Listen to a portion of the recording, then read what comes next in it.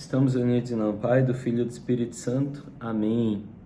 Senhor, nos inspire por meio do Espírito Santo, para que todas as nossas ações aqui nesse nosso encontro de hoje sejam do início ao fim para Ti, para a vossa glória e para o aumento da nossa amizade. Oração de São Tomás de Aquino.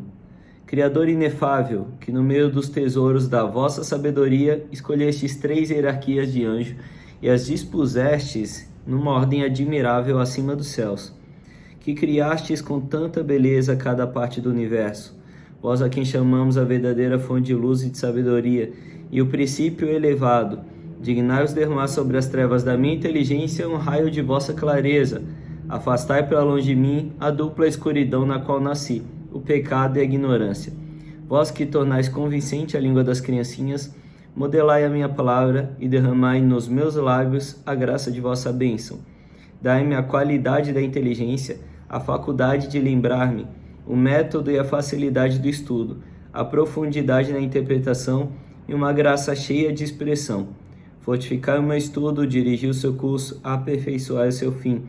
Vós que sois verdadeiro Deus, verdadeiro homem, e que vivei nos séculos dos séculos. Amém.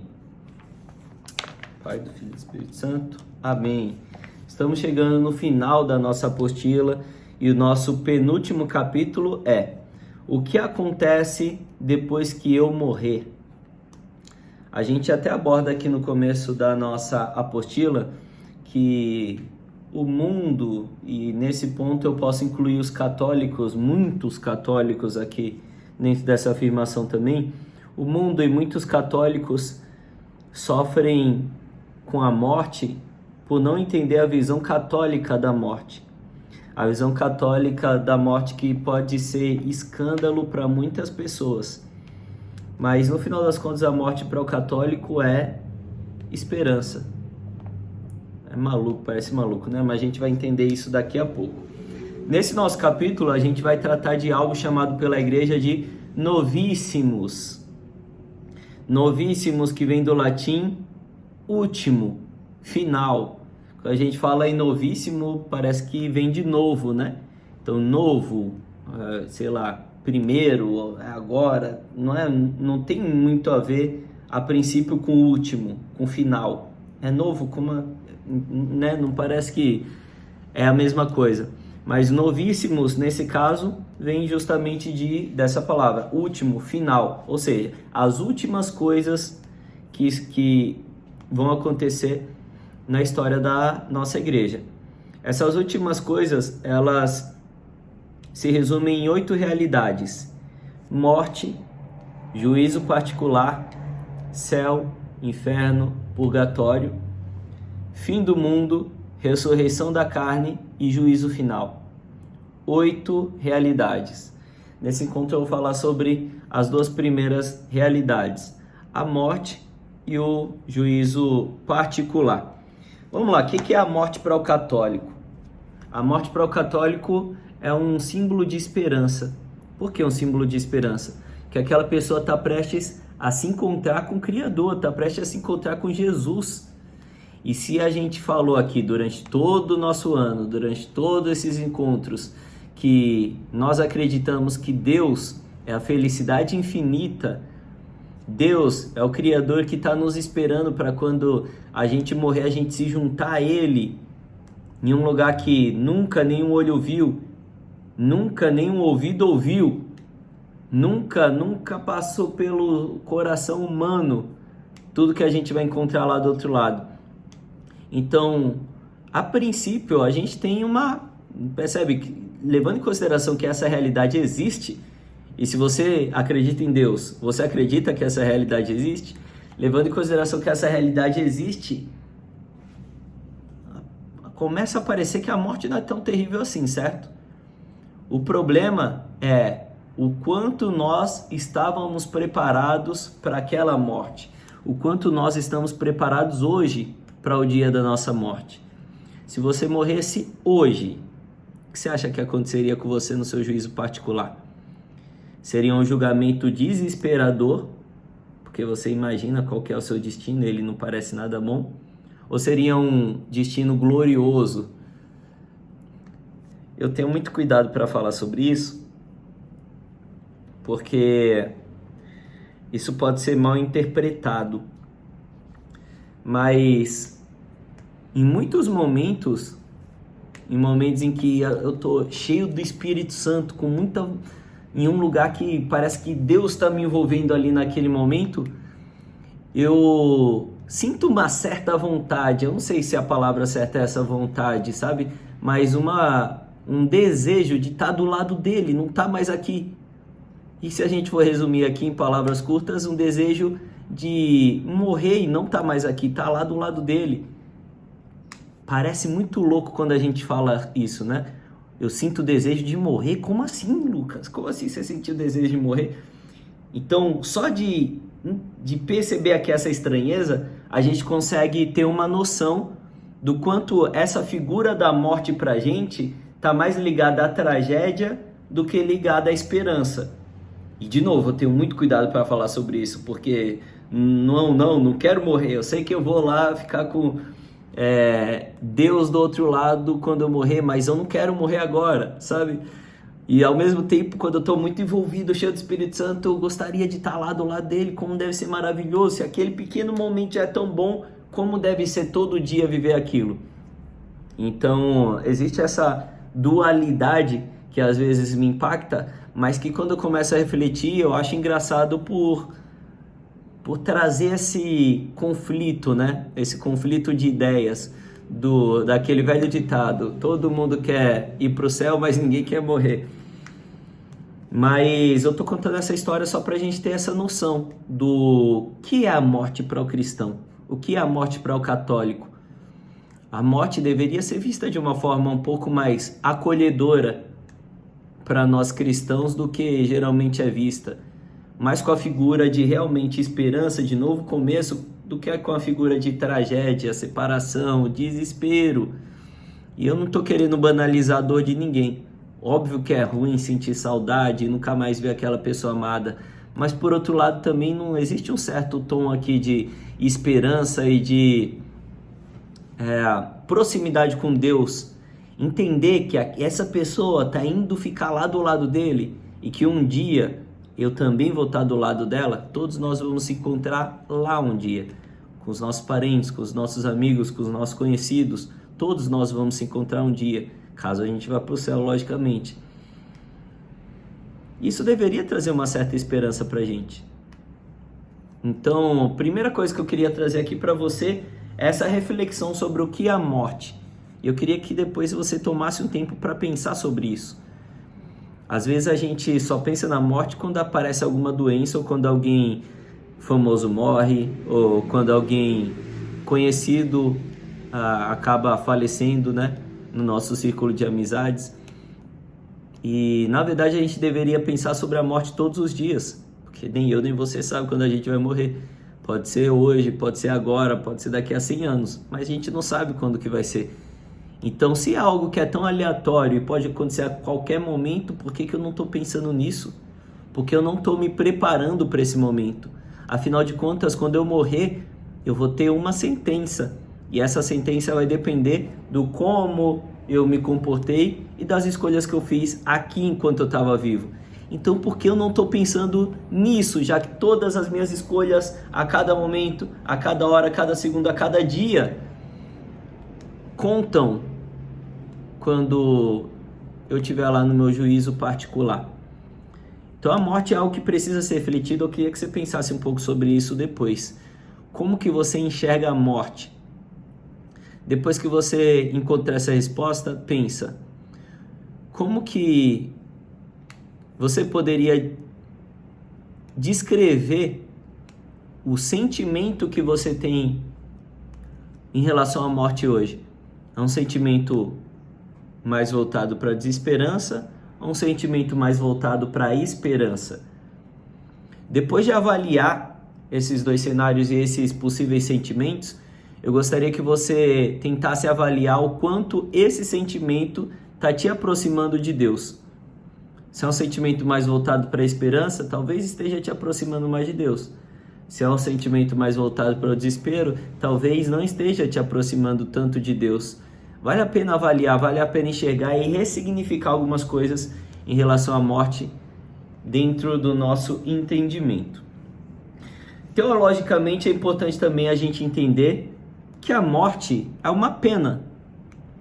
Quando o homem foi criado, na figura de Adão e Eva, não existia morte. Deus criou tudo de forma perfeita, não existia morte. Adão e Eva eram imortais, eles não morriam. E possivelmente não tem isso escrito na teologia, não sei.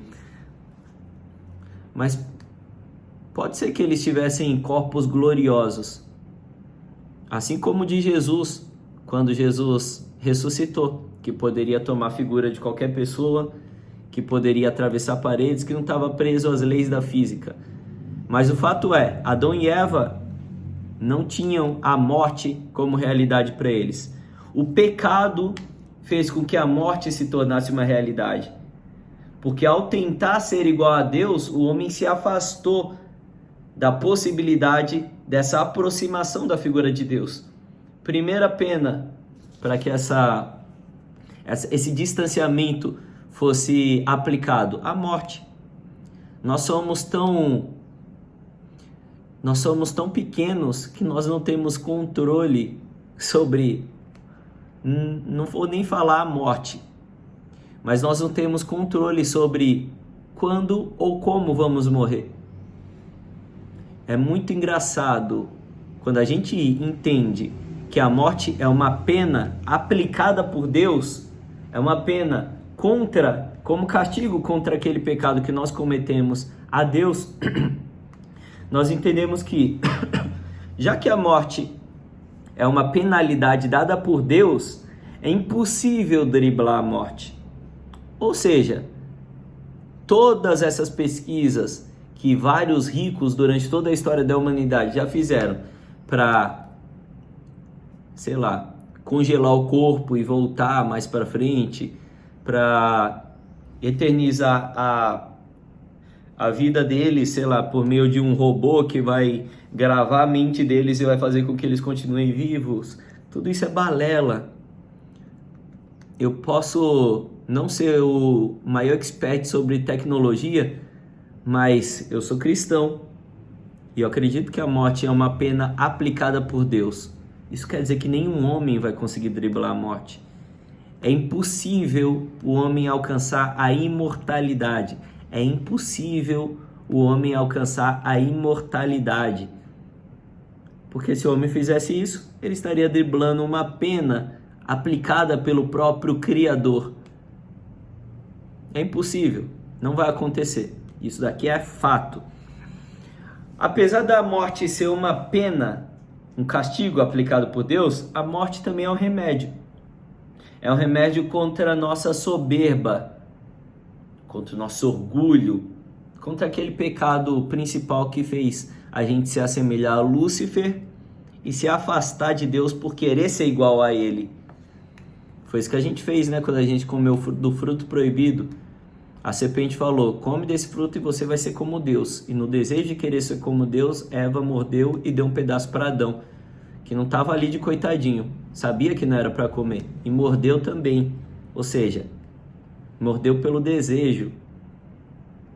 Então, o desejo de querer ser igual a Deus, a soberba, o egoísmo, ele é quebrado na morte.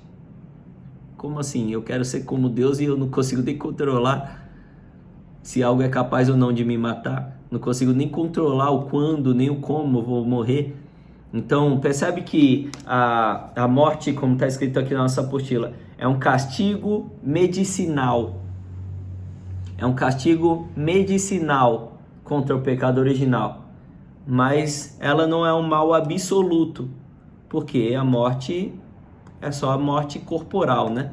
É só a morte física. O nosso espírito, ele continua vivo. O nosso espírito é imortal, apesar da nossa carne ser mortal. Se a gente pudesse resumir a morte de uma forma simples, a morte é a separação do corpo e da alma. Então, aquele corpo e alma que viveu toda uma realidade unidos, no momento da morte, eles se separam. O corpo físico e orgânico morre, perece, é comido pela terra. E a alma imortal, criada por Deus também, ela sobe para o céu. Ela sobe, na verdade, para o juízo particular para ser julgado se vai ser digno de ir para o céu, para o purgatório ou para o inferno. Então, a morte não é um castigo medicinal. A morte, na verdade, é um castigo medicinal e não um mal absoluto. A gente também tem dois tipos de preparação que a gente pode ter durante a vida para o momento da morte. Então, eu falei aí alguns minutos atrás que a gente precisa... Se a morte é uma realidade, nós não sabemos quando vai acontecer. E nós só sabemos que nós temos 3 possibilidades, céu, inferno ou purgatório. É importante que a gente se prepare durante a nossa vida, porque todas as nossas escolhas contam para esse destino final que nós vamos inevitavelmente ter. Então nós precisamos nos preparar todos os dias. A igreja apresenta 2 tipos de preparação que nós precisamos ter durante a vida. A primeira preparação se chama preparação remota. O que é a preparação remota? É a constância de uma vida cristã conforme os ensinamentos do próprio fundador da nossa igreja. Adivinha quem é? Jesus Cristo. Então, viver uma vida cristã sincera, fervorosa, seguindo os mandamentos, com fidelidade ao que Deus pediu para nós, é uma vida em constante preparação remota. Remota por quê? Porque a morte vai chegar. Não sabemos como pode acontecer do nada. Então essa preparação para essa morte, que é inevitável, aleatória e pode acontecer a qualquer momento, é um caminho inteligente a ser seguido. Essa preparação, ela pode ser escolhida por qualquer pessoa. Eu posso escolher seguir essa preparação remota, essa vida cristã, conforme os ensinamentos da igreja, ou posso escolher simplesmente não seguir. Só que no segundo tipo de preparação, a coisa começa a ficar um pouquinho mais aleatória.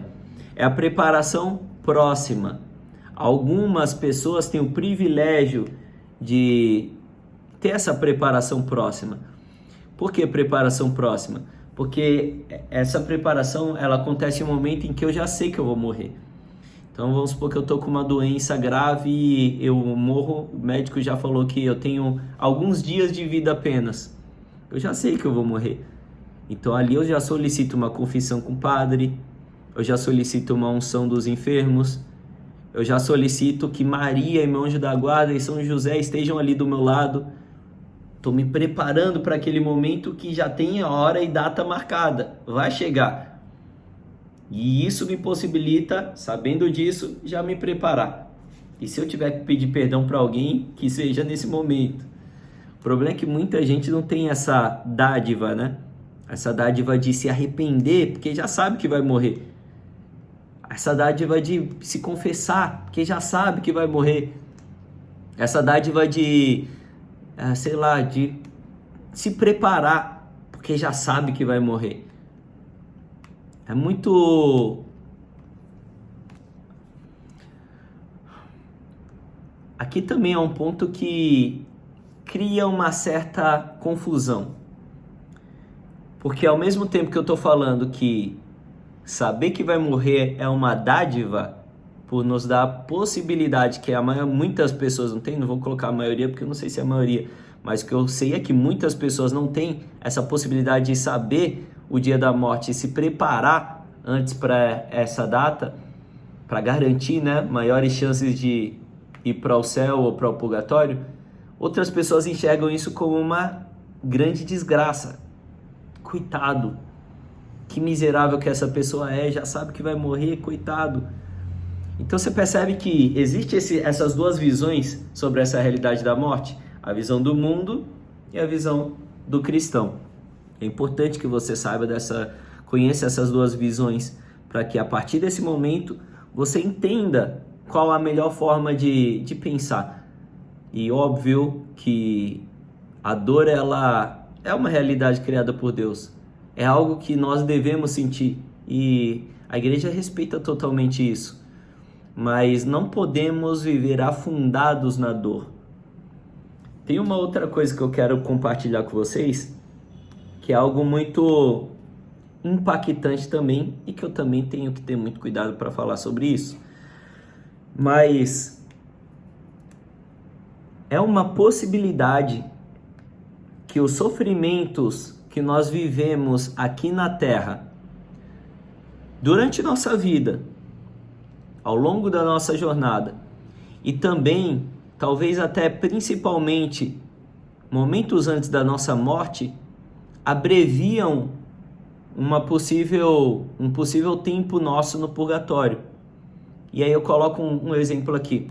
Uma pessoa que passa por um câncer e sofre todo aquele processo de quimioterapia, todo aquele procedimento que dizem que é extremamente doloroso, e mesmo assim está se encaminhando ali para um estágio de... eu não sei falar nenhum nome técnico para isso, mas não deu certo o tratamento. Aquela pessoa, infelizmente, está falecendo, ao invés de melhorando. Todo esse processo dolorido, emocionalmente, mentalmente e fisicamente, se bem dedicados, eles servem como penitência para abreviar o nosso tempo no purgatório. Por isso que eu disse, tanto as nossas dores durante a nossa vida, não precisa estar no momento da morte, mas as humilhações que nós sofremos, as dores que nós vivemos, de repente até pode ser coisa besta, bate o braço na mesa e aquilo dói, sabe aquele choquinho que dá aqui no cotovelo?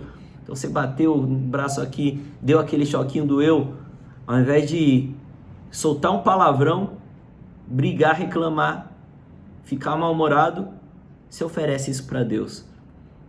Esses pequenos sacrifícios, eles são extremamente válidos. E eles podem abreviar o seu tempo no purgatório ou o tempo de outras pessoas que estão no purgatório. Imagina, você bater, arrebentou o dedinho no pé da cadeira. E ao invés de xingar, meu Deus, eu ofereço essa dor para as almas do purgatório. Quando você vai fazer uma coisa que você odeia lavar louça, então você vai lavar a louça e quando você está lavando, você está rezando. Antes de lavar, você pensa, meu Deus, eu odeio lavar roupa, o Senhor sabe como eu odeio lavar a louça, mas eu ofereço esse sacrifício pelas almas do purgatório. Então todos esses pequenos sofrimentos que nós sofremos aí durante nossa vida, e talvez principalmente esses sofrimentos que nós sofremos antes da morte, que nos consome tanto por essa possibilidade da desesperança, pode abreviar tempo nosso no purgatório e também pode catequizar muitas pessoas. Imagina alguém que está ali em um processo, em um estágio final ali do câncer no hospital, magro e às vezes até desfigurado pela doença, sorrindo. Olha o poder que isso tem. Qual que é o normal? Essa pessoa está triste, essa pessoa está vazia, os parentes ao redor estarem todos vazios. Isso é normal. Isso não seria errado. Somos humanos, fracos. Isso não seria errado. Isso seria normal. E o que seria anormal? Glorificar a Deus nesse momento. Seria tão bizarro, seria tão anormal que tem a capacidade de converter um ateu em um cristão. Como pode um momento de sofrimento tão grande alguém dar graças a Deus? Quem é esse Deus? É tão bizarro que a pessoa se questiona, quem é esse Deus que você serve? E esse seu sofrimento que você está oferecendo, glorificando a Deus, pode ser motivo de conversão para as pessoas que estão ao seu redor. Não só na morte, durante toda a sua vida. Sabe aquelas humilhações que todo mundo espera que você revide? Pode ser momento de conversão se você oferecer a Deus, glorificar a Deus pelo que está acontecendo. Então saiba oferecer suas dores, saiba oferecer os seus momentos, porque isso pode ser a abreviação para a sua estadia no purgatório, abreviação para outras almas do purgatório, caso você queira oferecer para elas, abreviação para os sofrimentos que o Santíssimo Coração de Jesus e o Imaculado Coração de Maria recebem todos os dias por meio dos pecados da humanidade. pode ser motivo de conversão para as pessoas e ocasião de santificação para nossas almas. Você sabe o que quer dizer a palavra santo? Santo vem do grego ou do latim, não me lembro agora, sanctus. E isso significa separado. Separado. Ou seja, em um mundo em que todo mundo age de forma esperada e normal, você é separado, você age de forma diferente. Você age de forma bizarramente diferente, a ponto de fazer pessoas daqui se impressionarem tanto que viram pessoas separadas também, santas. Você tem esse poder e esse poder foi dado por Deus pra gente. O poder de contaminar outras pessoas com a fé. E esse daqui, no final das contas, é a missão que Jesus deu pra gente. Vai compartilhar o meu evangelho. Compartilhar o evangelho não é só falando sobre o evangelho, igual o padre fala, igual o catequista fala, mas também compartilhar por meio dos exemplos da sua vida, talvez principalmente por meio dos exemplos da sua vida. Dica: depois pesquisem pela história de Jó. Se você não gostar de ler, tem na Bíblia o livro de Jó, mas se você não gostar de ler, coloca no YouTube História de Jó e você vai ter vários vídeos e filmes sobre Jó que falam exatamente sobre isso que eu acabei de falar. Segundo ponto, juízo particular. O que é o juízo particular? É o seu julgamento. Quando a gente morre, ao contrário do que algumas religiões dizem, a gente vai instantaneamente para o nosso juízo particular. Tem algumas religiões que dizem que a gente passa um período para nos curar. Não, o católico ele não acredita nisso. O católico acredita que logo após a morte, nós vamos imediatamente para o nosso juízo particular, para um julgamento onde Deus vai julgar se nós somos merecedores do céu, merecedores do purgatório ou merecedores do inferno. E nesse julgamento, Deus vai ser nosso juiz, o Espírito Santo vai ser nosso advogado. Nossa Senhora, caso você tenha criado um laço com ela durante a vida, rezado para ela, pedido por ela, rezado o terço, ela pode ser uma das suas testemunhas, clamando por você ali durante o seu julgamento também. Mesma coisa para todos os santos e anjos que você se conectou, ofereceu orações, fez caridade ou realizou alguma ação durante a sua vida. Todos esses componentes, eles podem ser um exército para você no dia do seu julgamento. Sabe todas aquelas almas que você ofereceu indulgências plenárias, que você ofereceu as suas dores, as suas humilhações? Elas também podem ser testemunhas suas no dia do seu julgamento. E você vai precisar dessas testemunhas. Você vai precisar desse advogado. Sabe por quê? Porque o advogado de acusação, adivinha quem vai ser? Isso mesmo, vai ser o diabo. E ele vai estar lá acusando todos os mínimos pecados que você fez durante a sua vida. Ele vai estar lá acusando todas as pequenas coisinhas que você pensou, todas aquelas dores que você proferiu contra Deus e contra o céu.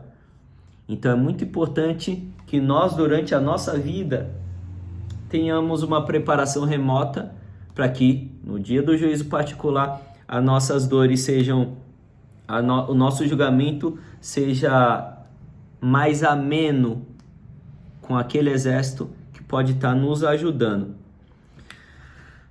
Uma coisa muito importante antes da gente finalizar é a ideia da oração.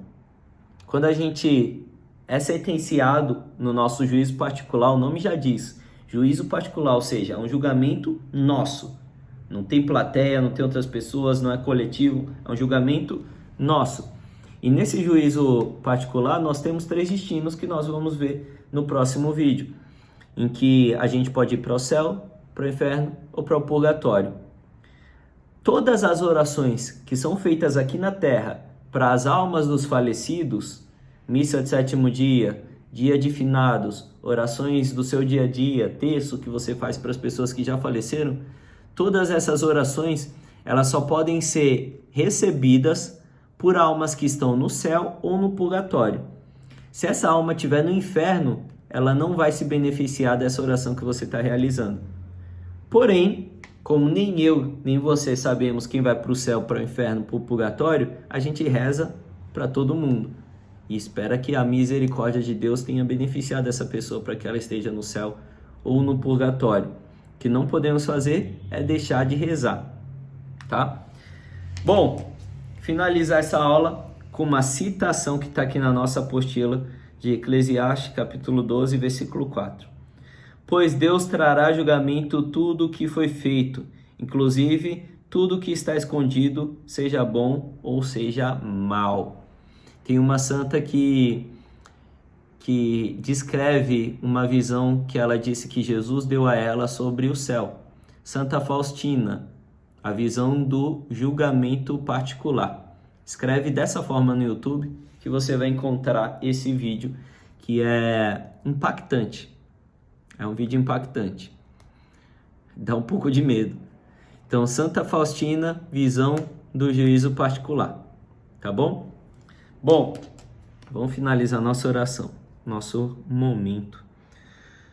Senhor, que o Senhor nos beneficie da graça de sermos recebidos pelos vossos braços no dia da nossa morte.